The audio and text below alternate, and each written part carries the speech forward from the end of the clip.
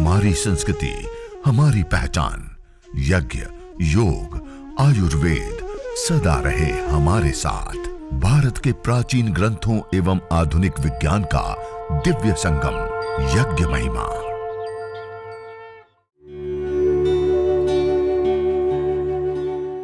भारतीय संस्कृति में यज्ञ, योग एवं आयुर्वेद जैसी अमूल्य विद्याएं हैं, जिसका मूल है वेद।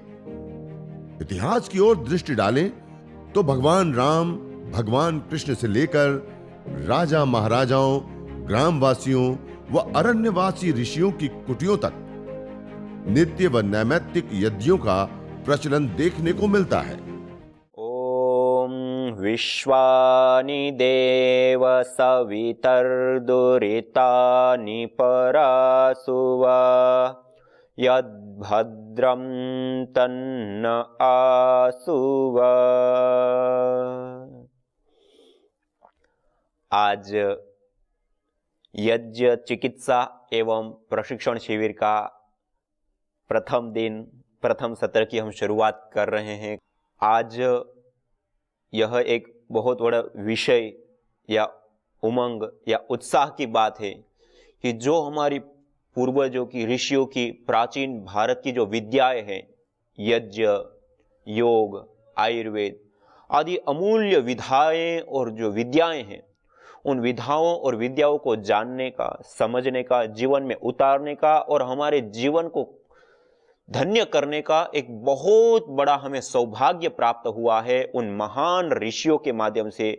परम पूज्य श्रद्धेय स्वामी जी महाराज, परम पूज्य श्रद्धेय आचार्य श्री, जिनके अथक तप और पुरुषार्थ के कारण आज हम सभी लोग अपने जीवन में यह उजाला, शुभ, सुख का उदय हम देख पा रहे हैं, कर पा रहे हैं। यही हमारी ऋषि संस्कृति के साथ हम जुड़ पा रहे हैं। उन महान ऋषियों के चरणों में नमन, वंदन, प्रणाम करते हुए और हमारे आदरणीय भाई सुरेश जी, आदरणीय भाई श्रवण भाई जी, और आज विशेष रूप से हरियाणा से हमारी माता सत्या जी हमारे साथ जुड़ी हुई है और उनकी पूरी टीम भी हमारे साथ जुड़ी हुई है। उनको भी मैं नमन वंदन करता हूं।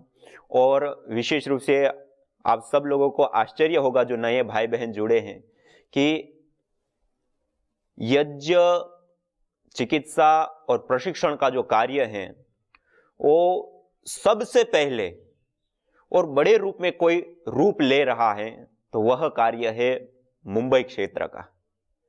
शुरुआत ही पतंजलि योगपीठ की कहें कि यज्ञ, चिकित्सा और प्रशिक्षण का जो महत्वपूर्ण कार्य की शुरुआत है तो मुंबई से विशेष रूप से शुरू हुई है।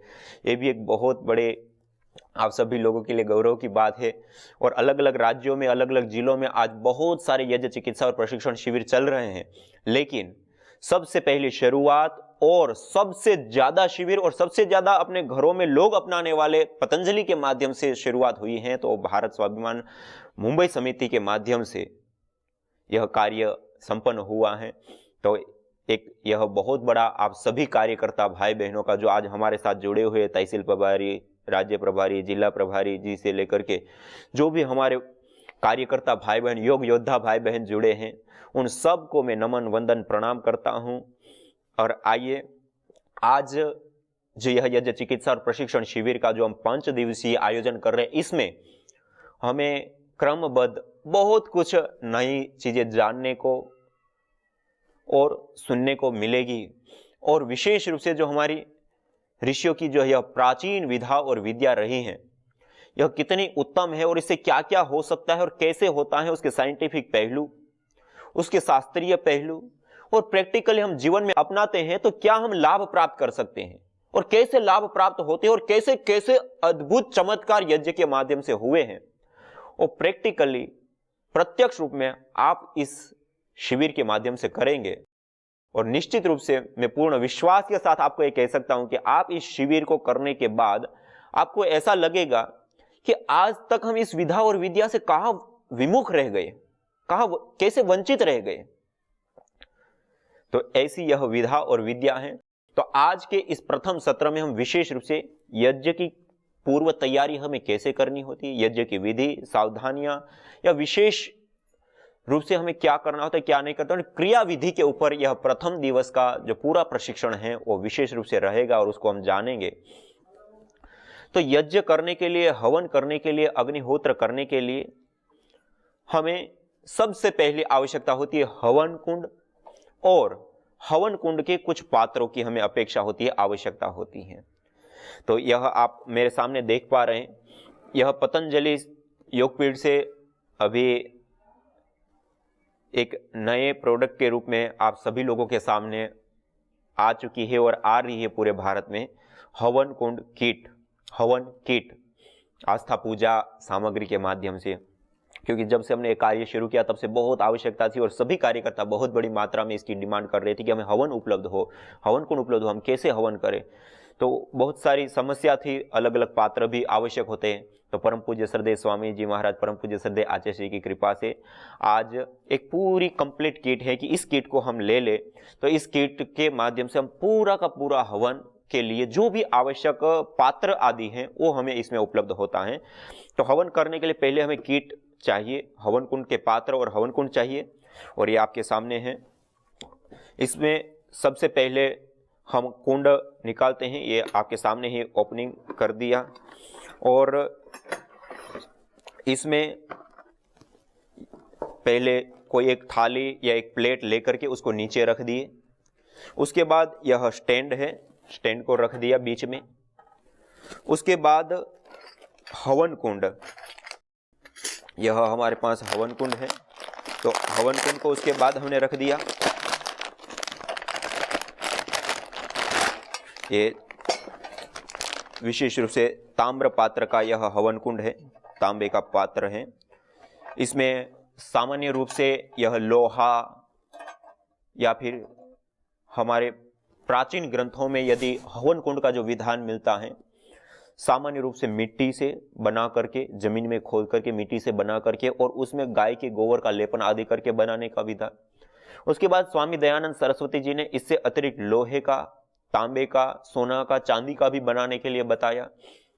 तो जो सामान्य चीजें होती हैं उसमें सबसे ज्यादा विशेष, जैसे तांबा धातु है, वह विशेष मानी गई है, और ताम्र धातु का प्रयोग करने से विशेष हमें लाभ प्राप्त होता है यज्ञ की अग्नि इसमें जलने पर।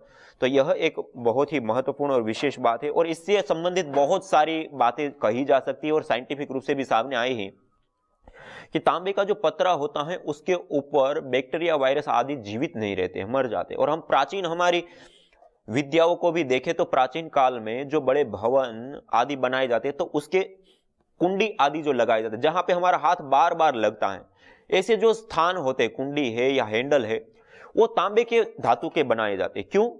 क्योंकि हमारे हाथ के अंदर बैक्टीरिया होते हैं, एक जगह से दूसरी जगह पे हम लगातार कहीं ना कहीं छूते रहते हैं, और वो दरवाजे पे हम छूते हैं तो उसको हम हर बार तो धोते नहीं, उसको इतना क्लीन तो करते नहीं, तो उससे इंफेक्शन फैलते हैं, बीमारियां फैलती हैं।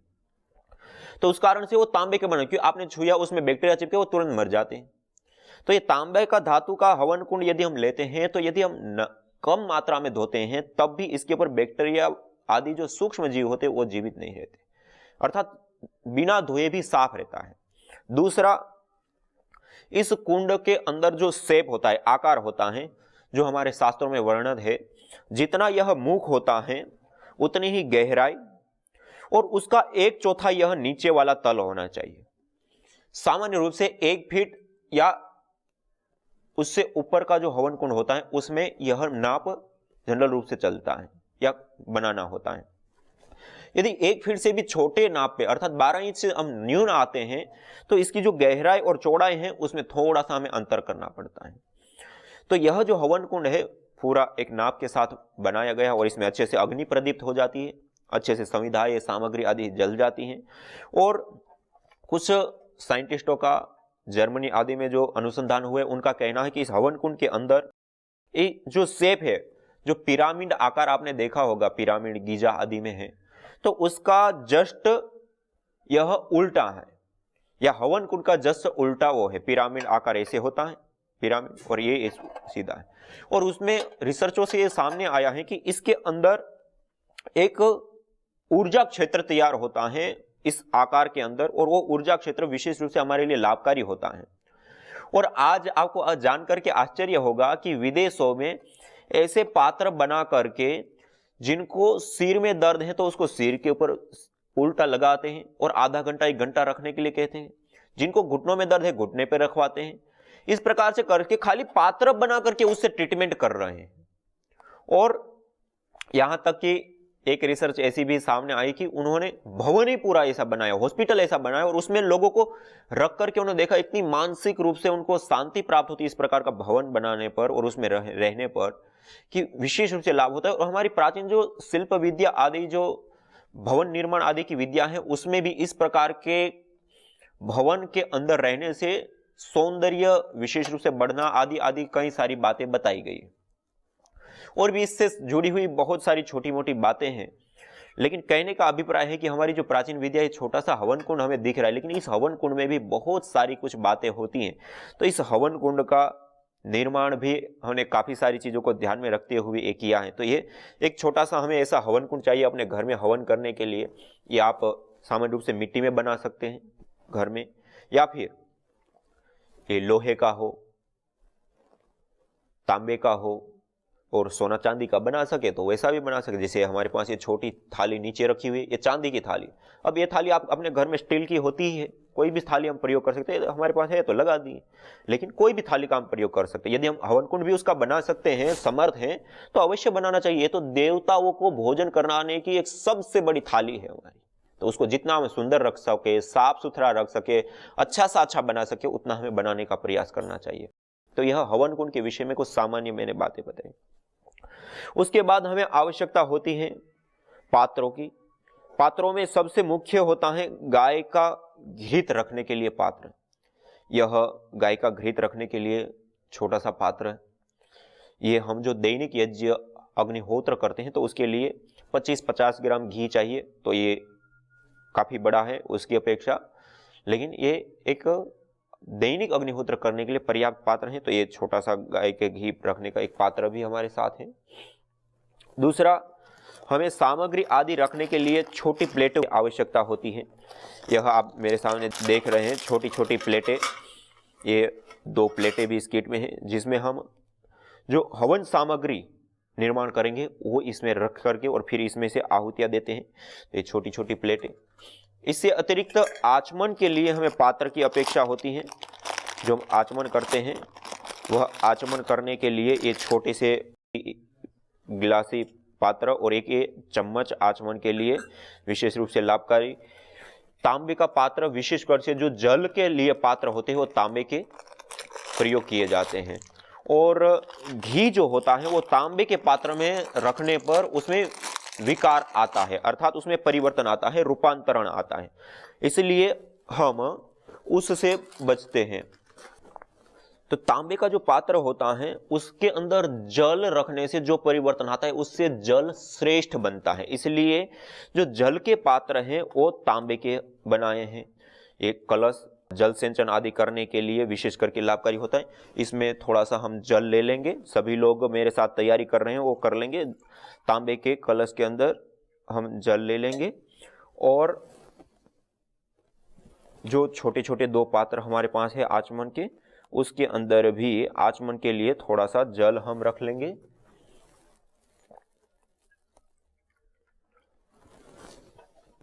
ये हमारे आचमन पात्र हो गए। इससे अतिरिक्त यह छोटी छोटी 2 प्लेट हैं जो आचमन करने से पहले इसके ऊपर रखते हैं।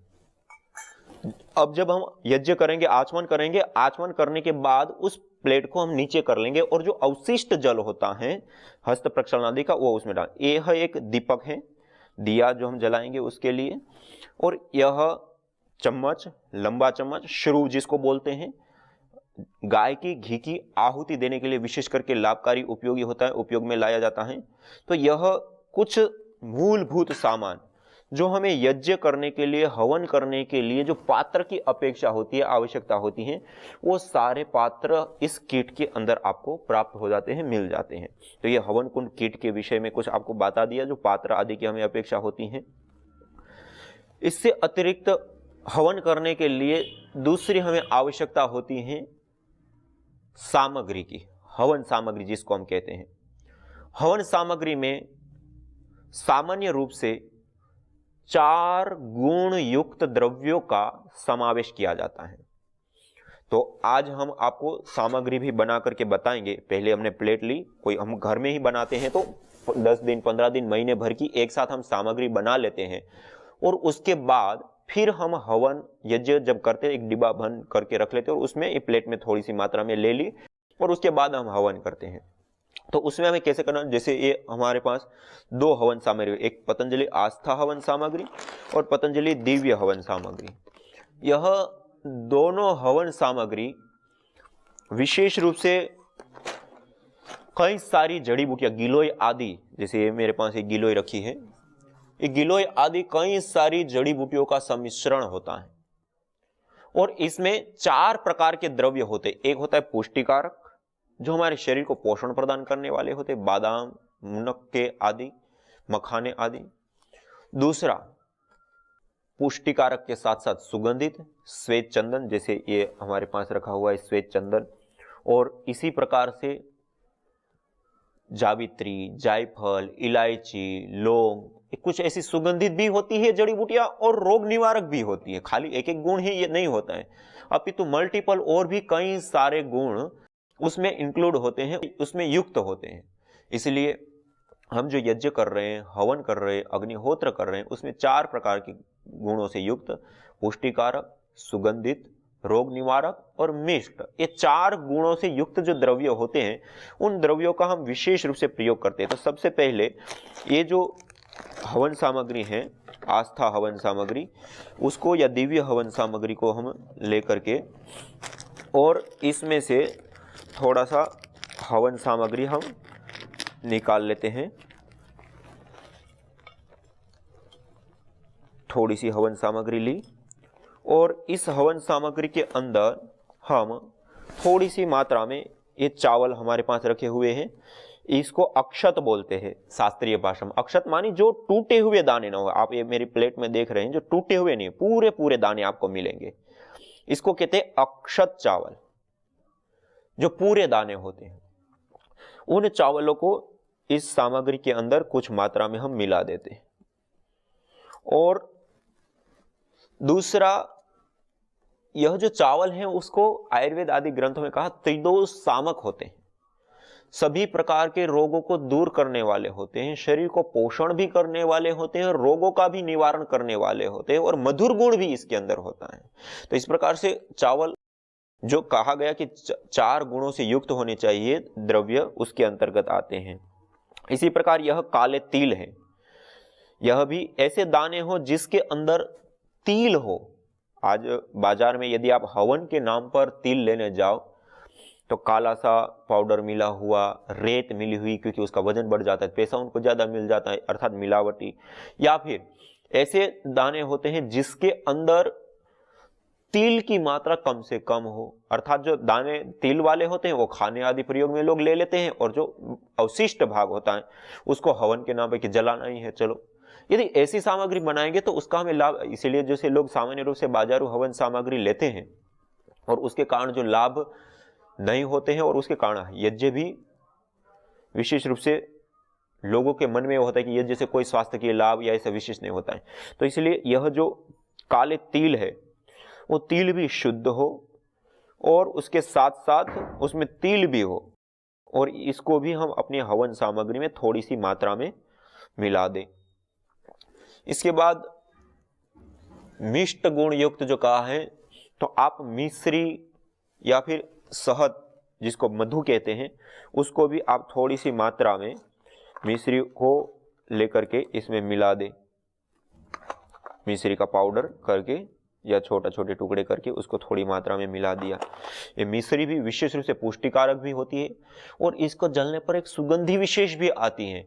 और यहाँ तक कि ये भी पाया गया, विदेशों में भी रिसर्च हुई है, भारत में भी कई सारी हुई है, और आपको आश्चर्य होगा, PRI पतंजलि रिसर्च इंस्टीट्यूट, हमने भी इसके ऊपर रिसर्च किया कि इसको अग्नि पे, अंगारों पे डालने पर जो धुआं निकलता है, उस धुएं को लेने पर या उस धुएं को देने पर जो हैवी बैक्टीरिया होते हैं, टाइफाइड के कहो या इससे अतिरिक्त और भी अलग अलग जो बैक्टीरिया होते हैं, लंग से संबंधित बैक्टीरिया, इसी प्रकार चमड़ी रोग जो पैदा करने वाले बैक्टीरिया आदि होते हैं या फंगल इन्फेक्शन आदि होता है, उसके फंगस और बैक्टीरियाओं को भी इसकी जो धुनी होती है वो नष्ट कर देती है, इतनी ताकतवर होती है। और इसी प्रकार तिल का भी हमने प्रयोग करके देखा। काले तिल को कूट करके और उसके बाद उसकी हमने धुनी की, अर्थात उसके तेल और जो उसका भाग होता है उसके साथ ही, तो उसमें भी विशेष रूप से यह सामने आया कि काले तिल को डालने पर जो धुनी होती है, उस धुनी में हर प्रकार के बैक्टीरिया जो हानिकारक कहे जाते हैं वो नष्ट हो जाते हैं। तो ऐसी ताकत भी इसके अंदर होती है। और यह एक विशेष द्रव्य गिलोय, जो आज पूरे भारतवर्ष में ही नहीं, आज पूरी दुनिया में जिसकी कीमत बढ़ चुकी है, परम पूज्य श्रद्धेय स्वामी जी महाराज ने, जिसको कोई पहचानते नहीं थे, और आज इस कोरोना काल के अंदर एक एक पूड़िया 500 हजार रुपए तक की लोग बेचने लग गए थे, इतनी इसकी कीमत। और क्योंकि इससे इम्यूनिटी पावर विशेष रूप से बढ़ती है। और आचार्य चाणक्य जी ने भी कहा कि औषधियों में गिलोय प्रधान औषधि के रूप में बताया। और इसी प्रकार हमारे शास्त्रों में अलग अलग जगहों पे तो इसको भी कूट करके थोड़ा सा मिक्सी में पाउडर करके और उसके बाद इसको भी थोड़ी सी मात्रा में, ये हमने जो सामग्री ली उस सामग्री के अंदर गिलोय पहले से ही मिली हुई है। बाकी ये जो गिलोय होती है उसके टुकड़े करके, वैसे वो सूखती नहीं तो उसके छोटे छोटे टुकड़े कर देते हैं और उसके बाद उसको धूप में डाल देते हैं तो सूख जाती है। उसके बाद मिक्सी आदि में थोड़ा सा उसको पाउडर सा करके मोटा सा, और उसके बाद उसको सामग्री में मिला सकते हैं। तो ये गिलोय, वैसे ये सामग्री जो हम बनाते हैं उन सामग्रियों के अंदर पहले से ही डाली जाती है। और एक अतिरिक्त यह विशेष एक द्रव्य है, इसको कहते हैं गुलगुल या हवन धूप, और भी अलग अलग नामों से अलग अलग स्थानों पे इसको जाना जाता है। इसकी धुनी लगभग पूरे भारतवर्ष में ही नहीं, अपितु बाहर के भी काफी सारे देशों में की जाती है। और इसकी धुनी के विषय में अथर्ववेद में कहा, न तम यक्ष्मा अरुंधते नैनम सपथो अश्नुते यम भेषजस्य गुलगुलो सुरभिर्गंधो अश्नुते। जिसको गुलगुल विशेष की सुगंधी सुरभि प्राप्त होती है उसको कैसे किसी प्रकार का कोई रोग हो सकता है। और अन्य शास्त्रों में भी कहा, घृत गुलगुलो होमे च सर्वोत्पातादि मर्दनम। गाय की घृत और गुलगुल की आहुति देने पर जो उत्पात है इस प्रकृति के अंदर वो भी शांत हो जाते हैं, दूर हो जाते हैं। तो ये जो गुलगुल है उसको भी हम थोड़ी सी मात्रा में इस सामग्री में मिला सकते हैं। वैसे तो हवन करने के बाद जो धुनी करते हैं उसमें विशेष रूप से इसका हम उपयोग ले सकते हैं। तो आज हम आपको बताएंगे कैसे हमें करना है।